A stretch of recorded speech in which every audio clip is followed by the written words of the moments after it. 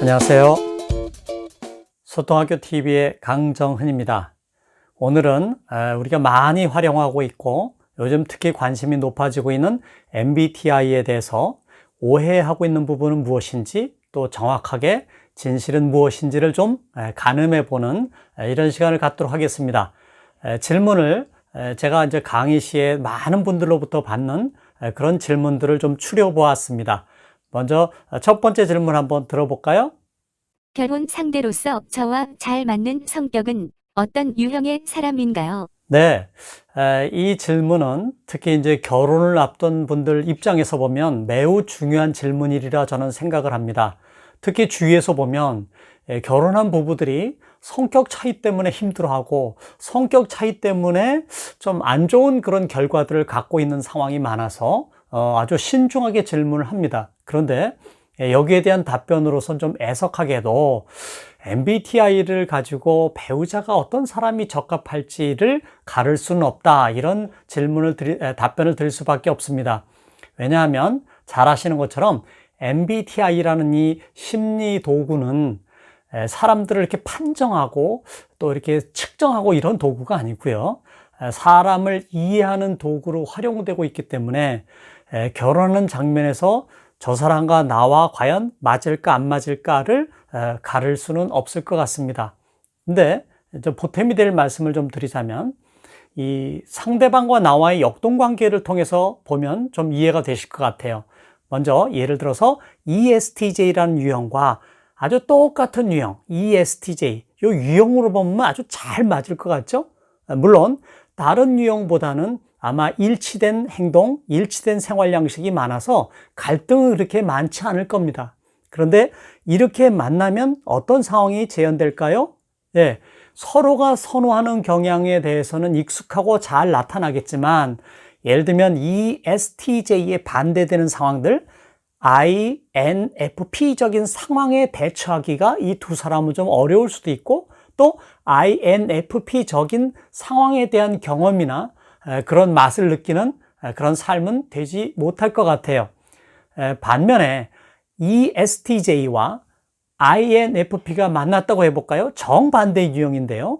네, 이러면 어떨까요? 네, 물론 이렇게 한다면 더 상대가 갖고 있지 못한 특징을 내가 더 잘 쓰게 되고, 또 내가 잘 쓰지 못하는 특징을 상대가 잘 쓰기 때문에 아주 보완적이면서 매력적인 특징들을 많이 관찰할 수 있을 것 같아요. 단 전제는 서로의 다름을 이해하고 있고 서로의 다름에 대해서 맞추려는 노력을 할 때입니다. 그래서 칼 융은 이런 말도 했죠. 나와 반대되는 타입을 만나는 것은 주님의 축복이다.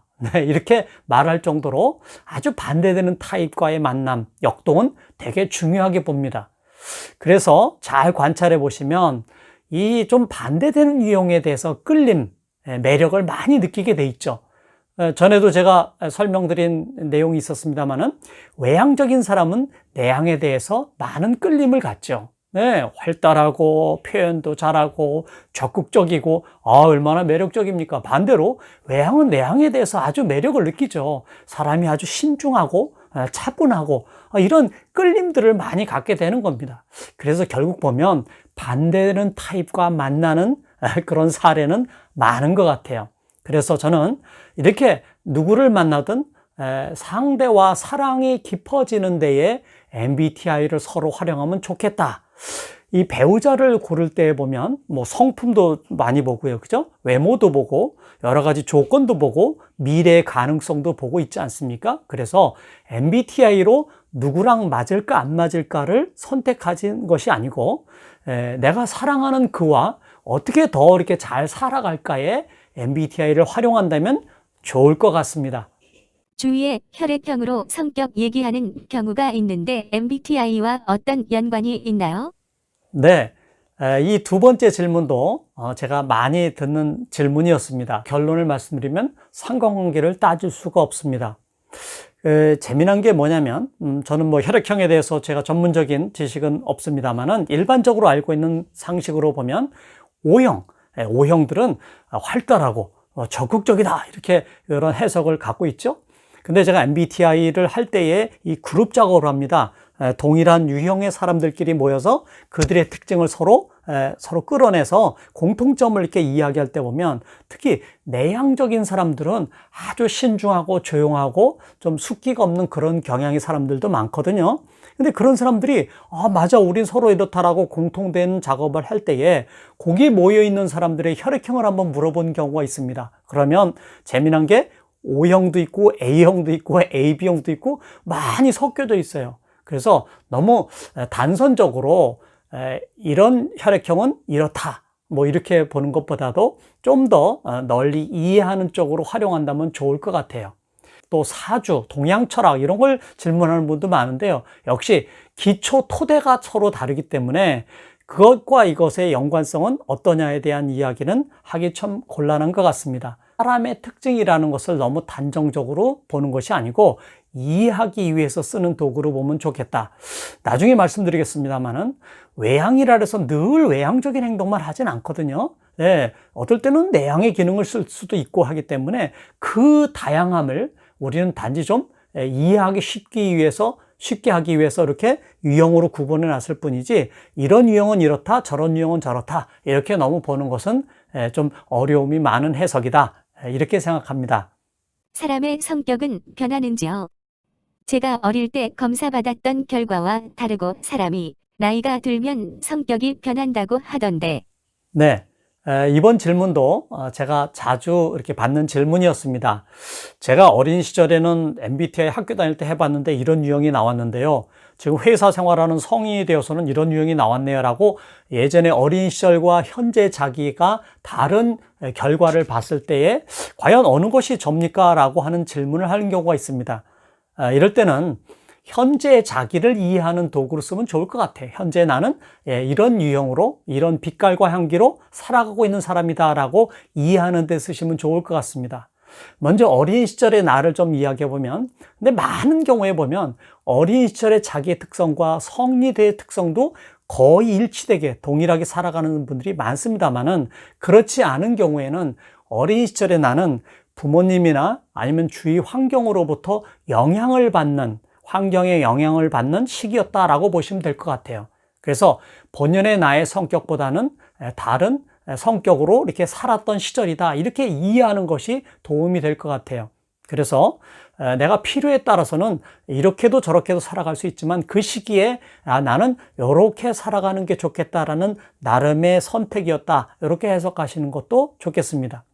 또 하나, 성인이 되어서 검사를 제가 한 1년 전에 했는데 지금은 이렇게 나오고 지난번엔 이렇게 나와서 다릅니다 라고 하는 분들이 있어요.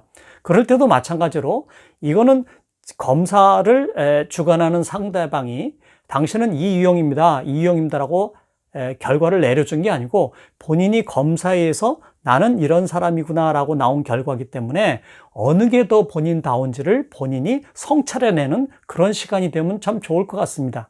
또 하나, MBTI의 선호 경향 중에서 이렇게 어느 쪽으로 치우쳐지지 않는, 다시 말해서 선호 경향이 뚜렷하지 않은 경우에 그렇게 나올 수도 있어요.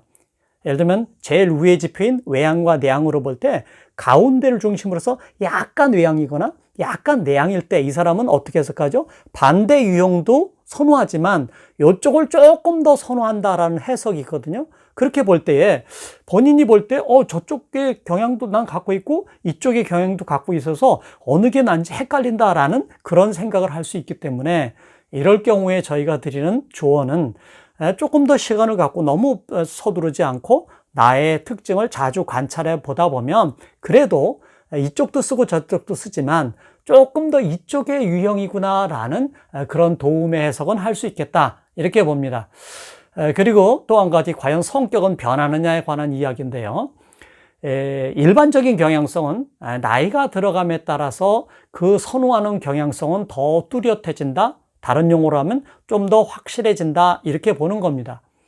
그래서 그렇지 않은 경우도 있겠지만 많은 경우에 일관된 자기의 유형을 갖고 살아가는 것이 많다. 이렇게 우리가 받아들이면 좋을 것 같습니다. 저는 누구와 상극인가요? 어떤 유형의 사람들을 조심해야 할까요? 네, 이런 또 질문도 제가 많이 받습니다. 선생님, 저는 누구를 조심해야 되나요? 누구와 상극이에요? 굉장히 사실은 우리가 조심스럽게 건넬 만한 그런 질문들입니다. 왜냐하면 상처받거나 어려운 상황에 놓이기 쉽기 때문에 그런 타입은 누구인가를 좀 알고 싶어서 하는 질문이지만, 이것 또한 답변을 드린다면 그런 타입은 없다 이겁니다.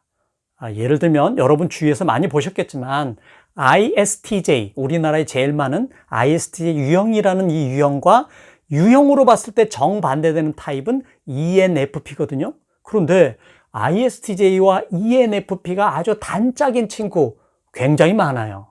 또는 4개가 다 다르지 않아도 이 2-3개만 다르도 엄청 다른 유형이거든요, 성향이. 그런데 이 2-3개가 다른 베프들이 참 주위에 많거든요.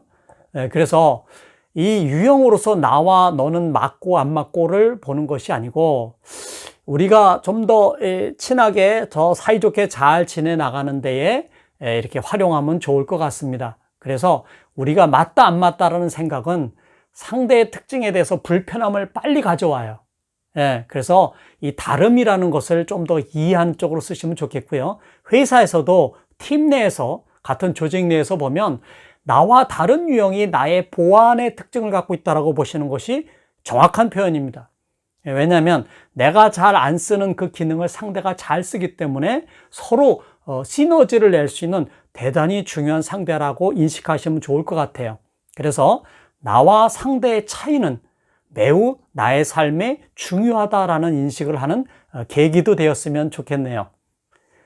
네, 이렇게 오늘 이렇게 좀 MBTI에 대해서 우리가 좀 오해하고 있는 부분, 자칫하면 좀 잘못 바라볼 수 있는 내용들을 좀 정리해 봤습니다. 도움 되시길 바랍니다. 감사합니다.